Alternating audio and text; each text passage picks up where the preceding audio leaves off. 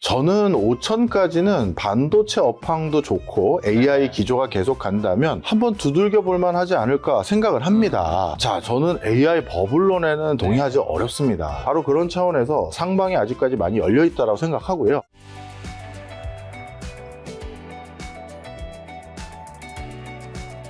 올해 이제 증시 한번 돌아봐야죠. 올해 한국이랑 미국 증시 좀 어떠셨던 것 같고 한번 점검해 준다면요. 지금 어떤 상황이죠? 지금 코스피 4천이고 하죠. 네, 사실 한국도 코스피 4천까지 드디어 올라왔다라는 것 때문에 환호는 하고 있고요. 네. 또 그것 때문에 추가적인 기대감마저도 많이 형성되어 있는 상황입니다. 그래서 코스피가 다시 달궈지기 시작하면서 신규로 주식계좌 트거나 아니면 유유계좌들이 다시 움직이기 시작하면서 생각보다는 모두가 웃은 장세는 아니에요. 맞아요. 초반부터 이제 증시를 계속 모니터하고 있던 분들은 그래도 이번에 투자해서 소기의 성과를 거뒀지만 뒤늦게 나도 다시 들어와 볼까 했던 분들은 사실 꼭 성과를 내고 있는 상황은 아닙니다. 맞습니다. 그러면서 자연스럽게 코스피 5천에 대한 또 6천, 7천 이 얘기도 있어서 기대감을 갖고 있긴 합니다만 네.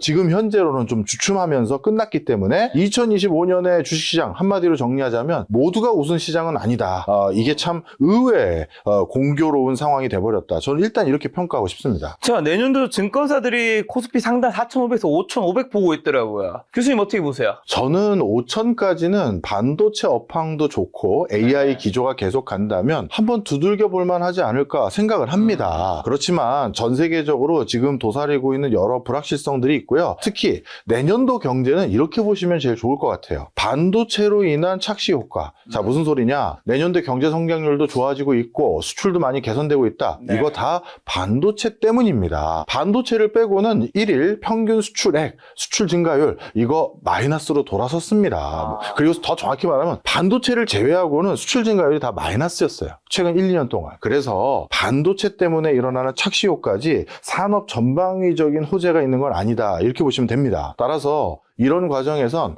반도체 말고 다른 산업군도 같이 달려줘야 되는데 그런 산업군들이 생각보다 많지 않기 때문에 우리가 전반적으로 기대감만 갖기는 좀 어렵다. 대신 그럼 교수님 전력 그리고 송배전 그리고 원전 이런 것도 괜찮지 않습니까? 자, 이게 모두 맞물려 있잖아요. AI 때문에 반도체, 전력, 송배전 그 파트 말고는 지금 한국 경제에서 제대로 된 호재로 분류될 수 있는 산업이 생각보다 많지 않습니다.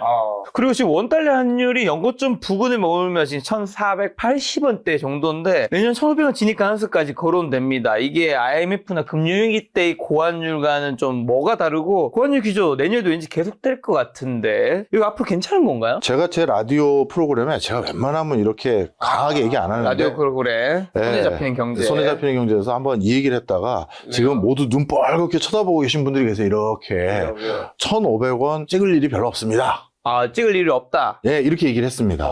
지금 벌써 다 왔는데? 그래서요, 지금 다들 저를 이렇게 쳐다보고 계신데, 자, 좀 설명을 드리겠습니다. 네. 저희는 정치하는 사람이 아니라 투자하는 사람이니까 모든 걸 정치로 해석할 수가 없거든요. 특히 저처럼 공공기관에서 오래 재직했던 사람들 입장에선 환율을 관리하는 그것과 관련된 업에 직간접적으로 한번 참여도 해보거나 기여해본 적도 있거든요. 그런 관점에서 하나 말씀드리면, 많은 분들이 지금 환율이 고공행진하는 가장 큰 이유는 정부의 확장적 재정 기조. 그래서 통화량이 계속 늘고 있는데 어떻게 우리 원화 가치가 유지될 수 있느냐. 다 현 정부 때문이다. 뭐 대통령 때문이다. 이렇게 얘기하시는 분들도 계십니다. 물론 우리나라가 지금 고환율 기조로 틀어서면서 계속 불안불안한 요소를 만든 요인 중에 하나가 그런 확장적 재정정책 기조, 통화량이 늘어나는 거 분명 일부 요인인 거 저도 인정을 합니다. 하지만 정부를 대변하시는 거 아니에요? 아니면 끝까지 들어보세요. 넥타이색도 검은색이에요. 뒤가 살짝 보였구나. 자, 그런데 우리나라는 시장 메커니즘에 따라서 환율이 바뀌는 변동 환율제를 지향하는 국가이긴 하나 환율을 넉넉히 쳐다보고 있는 국가는 아닙니다. 정부에서 기업들과 소비자 그리고 물가를 관리하는 차원에서 환율이 적정 조닝 안에서 움직이도록 나름대로 개입도 하고 그렇습니다. 그런데 이 환율에 개입해서 환율을 유지 관리하는 그 주체들은 대통령이 아니에요. 그리고 이번에 국민들의 선택을 받은 정당 관계자들이나 새로 갑자기 누구에게 임명장을 받은 사람들이 아니에요. 말 그대로 늘공이라고 하죠. 늘상 공무원인 사람들, 기재부를 비롯해서 한국은행, 산업은행, 그 다음에 기업은행, 그리고 시중은행에서의 어떻게 보면 외환을 사고 팔고 하는 그 사람들인데 이 사람들은요, 이번 정권에서만 외환 관리 주체가 된 게 아니라 지난 정권, 윤석열 정권, 문재인 정권, 박근혜 정권 때부터 계속 그와 관련된 일을 해온 사람들이 부지기수입니다. 저도 공공기관에 있었을 때 그런 업무 한 사람들하고 친분이 있었던 분들 중에는 지금도 하고 계신 분이 있어요. 박근혜 정권 때 예, 차장님이 이거 담당이시군요. 명함 주거니 받거니 했는데 지금은 직급도 높아진 분이시죠. 네. 자, 무슨 얘기 드리는지 감 오시죠? 환율을 관리하는 건 국가의 시스템 중에 하나였습니다. 그래서 정부가 바뀌었기 때문에 새로운 아젠다로 이번 정부에서 뭐 하겠다는 그런 이슈가 아니라 네. 늘상 해오는 일이에요. 따라서 환율을 관리하고자 하는 그 주체들, 이 주체는 늘상 그 일을 해왔던 원래 있었던 공무원들이기 때문에 저는 그분들의 역량을 좀 더 믿는데 방점을 찍은 겁니다. 이번 정부가 이게 아니라 그러다 보니까 이분들은 환율이 1,500원 찍었을 때 우리 기업들과 우리 물가와 외환시장에서 추가적인 어떤 교란 요인이 있을지를 알고 있어요. 그래서 가능하면 1,500원을 안 찍게, 그냥 1,500원 찍게 넉넉고 가만히 두고 보고 있을 사람 아닙니다. 제가 예전에 같이 일해봤어요 라는 관점에서 그렇게 전망해드린 겁니다. 그런데 만약에 그런 분들의 헌신적인 노력이 없으면 지금 환율이 1,500원을 넘었다, 벌써 내려왔다 해도 이상할 법은 아니에요. 자, 그래서 정리하겠습니다.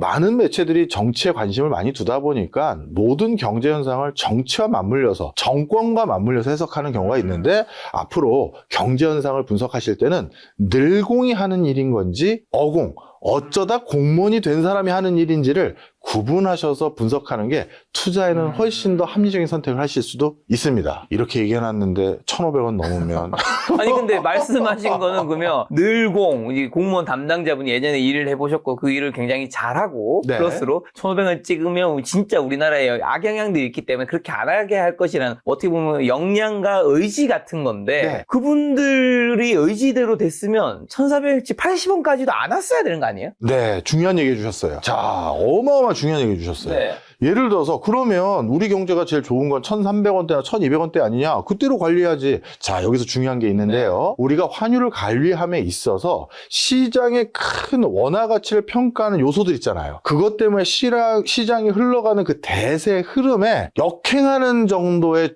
개입은 하지 않습니다. 그러면 진짜 우리나라를 환율 조작국으로 지정해서 더 큰 페널티를 받을 수 있거든요. 그래서 환율이 상승하는 구간이라면 조금 천천히 상승하면서 그 관련 이해관계자들이 대응하고 적응할 수 있는 여지를 준다든가, 그리고 시중에 많은 기업들을 가만히 봤더니 환회지를 하는 게 이미 1,450원에 락을 걸어놓고 키코 사태 같은 거 안 일어나게 만들려면 1,450원은 당분간 안 찍게끔 만들면서 시장 상황을 반영하게끔 거의 1,450원 근처까지 올라오는 것까지는 어쩔 수 없지만 시장 메커니즘 상에서 1,450원은 막아줘야겠구나, 그런 감을 가지고 있다는 거예요. 자, 그래서 지금 현재는 적어도 2025년까지는 1,500원을 찍게 했었을 때는 우리나라 경제에 부담이 많아요. 그래서 다양한 구두 개입, 그리고 외환시장에서 우리 정부가 절대 저거 좌시 안 할 겁니다 하려고 우리나라 대기업들과 우리 경제부총리가 만나서 외국에 있는 외화자금들 어떻게든 좀 하겠다고 간담회를 했다라든가, 아니면 국민은 연금에서 좀 더 환해증을 위해서 도와주기를 했다라든가, 중앙은행 총재가 엄중한 시선으로 쳐다보고 있다. 이게 다 구두 개입인 거예요. 그래서 그렇게 하고 있기 때문에 저는 그렇게 설명하는 게 제일 맞을 겁니다. 내년에 또 금리가 굉장히 중요한데 연준의 금리나 어떻게 보시는지 전망해 주신다. 연준 의장 지명업인 케빈 워시가 유동성 공급을 유도할 것이라고 보는데 의장 교체가 또 미국의 통화 긴축 기조를 완전히 뒤바꿀 변수가 될까요? 당연히 트럼프가 임명한 사람이기 때문에 확장적 통화 정책, 그리고 좀 더 기준금리를 적극적으로 내리는 행보에 대해서 의사표명을 할 가능성은 높습니다. FOMC에서는 내년에 한 번 정도 예상했었잖아요. 네. 그런데 그런 것들에 대해서 더 전향적으로 적극적인 행보를 할 가능성이 높아요. 자, 그런데 이렇게 또 보시면 좋을 것 같습니다. 파월도 트럼프가 임명했어요. 그잖아요. 맞아요. 그런데 지금 트럼프가 임명한 현직 연준 의장은 트럼프의 입장에 반하는 의견들 자꾸 반영하잖아요. 네. 여기에서 우리가 미국의 연준의 어떤 행보의 행간을 읽을 수가 있는 건데요. 연준의 의장으로서 자기가 어떤 통화 정책을 입안하는데 일조했느냐, 그리고 그런 의사결정을 내렸느냐는 역사에 남는 겁니다. 현대 금융사에 영원히 남는 거예요. 그런데 나를 뽑아준 사람에 대해서 배려하고, 그 다음에 뭔가 그 사람을 뭐랄까요? 반영하기 위해서 그 사람의 의중을 반영하기 위해서 시장의 흐름과 달리 자신의 판단과 달리 무작정 그 사람이 그렇게 해두길 희망하니까 그렇게 한다? 저는 그런 바보는 아니라고 생각합니다. 일단 임명장 받았잖아요. 그리고 법으로 보장되는 거고요. 그러면 이제 자기 길 가야죠. 근데 그렇게 트럼프의 말을 듣고 하는 부분도 있을 수 있겠지만 이전에 어쨌든 그 후보 중에서 그 가장 강력한 후보로 지금 되는 분이 그 트럼프가 임명하려고 하는 게 이분이 왕 비둘기고 금리 인하를 해야 한다고 생각하는 주장하는 분이잖아요, 원래. 그렇죠. 그냥 그런 분을 임명하는 거기 때문에 트럼프의 말을 따르는 부분도 있겠지만 그냥 원래 금리 인하를 하고 싶어하는 분이면 그럴 가능성도 있죠. 하지만 다시 말씀드리지만 이건 자기 개인의 의견인데 연준은 혼자 하는 게 아니라 그 위원회에서 같이 정리하는 거잖아요. 그러니 다른 사람들에게도 강압적이고 고압적인 분위기 속에서 대통령이 이런 걸 희망하는데 우리가 좀 찬성해야 되는 거 아닙니까? 이런 역할까지는 안 할 거라는 거예요. 금리 인하 몇 번 생각하시는 내년에? 저요? 또 위험한 질문을 또 하시네. 자, 저는 예상보다 적극적인 금리 인하가 단행될 가능성은 높지만 그거는 미국의 경제 상황이 생각보다 빠르게 악화되는 면이 있어 보이기 때문에 그렇게 전망하는 거고요. 적어도 연준 의장이 비둘기파, 왕 비둘기고 트럼프가 임명한 새로운 임명장을 준 사람이기 때문이라고는 보지 않는다. 이렇게 정리하는 게 좋을 것 같습니다. 자, 그리고 한국 수출에서 반도체 말고는 수출이 제대로 나는 섹터가 없다는 식으로 얘기해 주셨는데 AI 결국 때문일 텐데 AI 거품론의 핵심이 결국 수익성 증명인데 수익 없이 AI 반도체는 좀 지속될 수 있는지 또 엔비디아 필두란 AI 주도 장세가 이제 끝물에 다다른 거 아닌가 하는 의구심들이 있습니다. 엔비디아 주가도 뭐 210달러 갔다가 지금 170, 180달러로 조정을 받았죠. 네. 자, 저는 AI 버블론에는 동의하지 어렵습니다. 제가 얼마 전에 한 개인 투자자 한 분에게요. 아주 본인이 정교하게 계산한 어떤 산식을 주면서 나는 이렇게 생각하기 때문에 AI 버블이다라고 주신 내용이 하나 있어요. 그 중에 하나가 뭐였냐면요. 구체적인 숫자를 제가 기억나는 건 아니니까 그분의 산식, 계산한 방법을 말씀드리면 지금 챗 GPT를 비롯한 오픈 AI 그리고 제미나이, 기타 AI의 LLM 서비스를 하고 있는 많은 회사들 중에서 90% 이상이 망할 것 같아 보인다. 왜 그러냐 하면 심지어 오픈 AI도 쉬워 보이지가 않는다. 왜냐하면 자, 자기가 아주 상식적인 선에서 계산을 해봤대요. 전 세계 80억에 준하는 인구들이 전부 다 AI에 가입을 했다. 유료로. 그렇게 했었을 때 구독자가 전부 다 가입을 해도 오픈 AI가 앞으로 투자하겠다는 거, 제미나이가 앞으로 투자하는 거 생각해봤는데 그 비용 안 나오더라는 거예요. 그럼 버블 아니냐. 아니 돈도 못 버는 사업을 계속 어떻게 하냐. 그 계산이 나왔다는 겁니다. 자, 제가 그래서 그 부분의 질문에 대해서 답변을 드리면서 저는 아직도 갈 길이 멀다라고 생각합니다라고 말씀드리는 이유를 설명드릴 텐데요. 저를 가지고 말씀드리겠습니다. 제가 그분에게도 메일을 그렇게 썼어요. 답장까지 해주셨어요? 이거는 왜냐하면 너무 성의껏 메일을 해주셨기 때문에 답변을 안 해드리면 너무 결례일 것 같았어요. 자, 제가 뭐라고 했냐면 대신 저는 메일을 짧게 쓰긴 했습니다. 제가 벌써 오픈 AI 아이디만 한 3-4개 가지고 있는 것 같아요. 설명드릴게요. 자, 저는 조그만 연구소 하나 운영하고 있잖아요. 그 연구소에서 정부 과제라든가 기업 과제를 받아다가 해야 되기 때문에 LLM 기반의 AI 한 2-3개 쓰고 있습니다.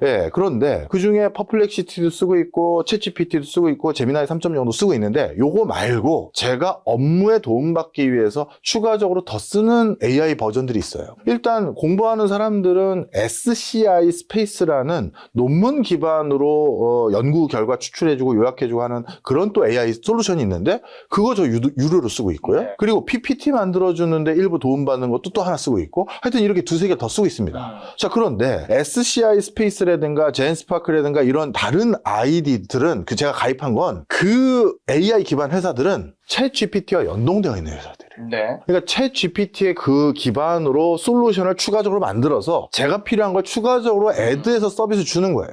그럼 제가 예를 들어서 SCI 스페이스라든가 뭐 이런 것들을 가입한 건 간접적으로 챗 GPT 아이디를 하나 더 사준 거잖아요. 무슨 소리 이해하셨죠? 자, 그러면 그분의 대전제가 하나 잘못됐죠. 전 세계 인류 70억, 80억 인구가 전부 다 유료 가입을 해도 돈을 못 번다. 그게 아니라 저만 해도 벌써 아이디가 3개나 있는 셈이니 돼버린 거잖아요. 그러니 AI 시장의 유료 가입자의 숫자는 70억이 맥스가 아니라요. 100억일지 200억일지 300억일지 모르겠어요. 저나 김 작가님이나 여행도 좋아하고 간간히 해외 마라톤도 가지 않겠습니까? 그럼 이제 제가 그거 찾으려고 저 밤에 맨날 그거 쳐다보고 있는 거 아시잖아요. 마라톤 대회. 마라톤 대회. 근데 그것도 저에게도 일인데 갑자기 어느 에이전트 AI로 이런 게 나왔어요. 전 세계 마라톤 대회 알아서 검색해서 저한테 알려주고 네. 그거 부킹까지 해주는.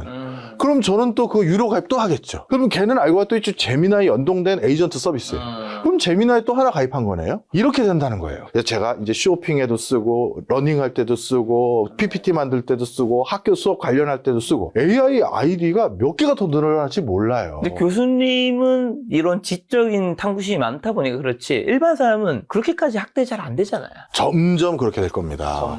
이제 수능 공부할 때도 AI 관련한 수능 공부 도움이 하나씩 또 있을 거고요. 또 취업 준비하는데도 하나씩 있을 거고요. 그렇게 될 거라는 거죠. 예. 자, 그러면 빅테크 내에서도 시비가 굉장히 엇갈리는데 현재 시점에서 빅테크 교수님은 어느 주식 제일 좋게 보시는 내년에 흔들 주식 뭘까요? 요즘에 제일 뜨거운 건 테슬라긴 한데. 네, 저는 비트코인에 지금 눈물을 흘리고 있는 사람 중에 하나로서 비트코인 비중이 한 30%를 빼서 예, 저도 돈이 뭐 다 많은 사람이 아니니까요. 네. 그래서 30%를 빼서 구글에다가 일부 넣습니다. 아, 구글. 예, 구글 제미나이 3.0 때문에요? 그렇죠. 직접 써본 사람으로서 구글의 또 포트와 여러 가지 주주총회나 보도자료 나온 것들 네. 실제 다운로드해서 구글 내부 자료들도 이렇게 공개한 거 봤더니 굉장하더라고요. 그래서 구글 포트에 좀 담았고요. 테슬라나 이런 거는 저에게는 뭐 좋은 추억도 많지만 네. 너무 변동성이 좀 있어요. 그러다 보니까 원래도 포트에 좀 20% 가까이 있긴 하지만 네. 더 담지는 않았습니다. 네. 자, 삼성전자 좋은 뉴스 굉장히 많죠. 앞으로 어떻게 보시는지. 덩달아 하이닉스도요. 4분기 깜짝 실적 전망도 나오는데 지금 사도 괜찮은가요? 네. 지금 주가를 보고 계시네요. 네, 저도 진짜 갑자기 어떻게 되나 궁금해서 네. 저는 삼성 아직도 좋게 보고 있습니다. 아. 왜냐하면 삼성 같은 경우는 어떻게 보면 최고 맛집인 TSMC에 손님들이 몰린 과정에서 TSMC에 갈 수 없는 나머지 회사들 그리고 엔비디아와 그리고 TSMC의 그 뭐랄까요 연대, 길드 거기와 다른 결의 어떤 연대를 추구하는 회사들이 삼성과 많은 협업을 할 수밖에 없는 상황입니다. 바로 그런 차원에서 상방이 아직까지 많이 열려 있다고 생각하고요. 요즘 주가가 이렇게 상단 찍고 신고가 찍고 아직 그 크게 빠진 건 아니고 고선에서 계속 맴둔다는 것은 우리나라 사람들에게는 삼성 주가가 더 올라간다는 거에 대해서 많은 회의감을 좀 가지고 계세요. 우리 저도 좋아하는 그 밈 하나 있지 않았습니까? 어떤 할아버지가 삼성전자 10만 전자 간다 했더니 네. 며느리가 아유 아버님 또 이런 소리 하시네 하면서 그런 밈도 있을 정도로 우리 기업들에 대한 디스카운트가 좀 있는데요. 저는 2026년도에 가장 주목할 회사 중에 하나를 저는 개인적으로 삼성전자를 꼽고요. 그 많은 호재들 그리고 아직 반영되지 않은 호재들도 되게 많다. 그리고 피지컬 AI 분야에서 테슬라 못지않게 성과를 낼 수 있는 몇 개 회사들 중에 저는 삼성전자를 꼽고 있기 때문에 그런 차원에서도 아직까지 저는 제 포트를 바꿀 생각이 아직은 없습니다. 하이닉스는요? 하이닉스가 안타깝게도요. 저는 개인적으로 그때 제가 모임 때도 그 얘기를 드렸던 것 같긴 한데 첫 번째로 하이닉스 자체는 호재가 너무 많죠. 네. 근데 우리나라 그룹사는 그 한 회사만 보면 안 돼요. 그 오너들은 그 회사 하나를 가지고 경영을 하는 게 아니라 그룹 전체를 가지고 경영을 합니다. 그렇죠. 그러다 보니까 LG엔솔 같은 경우도 저도 물적 분할이나 이런 걸로 참 실망했던 사람 중에 하나였는데 이런 경우는 어떤 관점에서 봐야 되냐면 하이닉스는 잘 나가지만 SK 다른 그룹사를 봐야 돼요. 지금 2차전지 부분에 투자해 놓은 것도 아직 답을 못 찾았고요. 그리고 석유화학이나 이런 부분도 구조조정을 세게 해야 되는 상황입니다. 그런데 다른 그러면 SK 그룹사들에 대한 그 구조조정이라든가 M&A 이거 다 마무리했느냐? 아직 안 됐습니다. 네. 지금 두산이 SK의 반도체 계열사 하나 인수한다는 1순위 협상 대상자까지 됐다. 이게 우리 방송하기 직전에 아마 뉴스로 나온 걸로 알고 있고요. 그 다음에 기타 다른 부분에 대한 구조조정 안도 다 마무리가 안 됐어요. 네.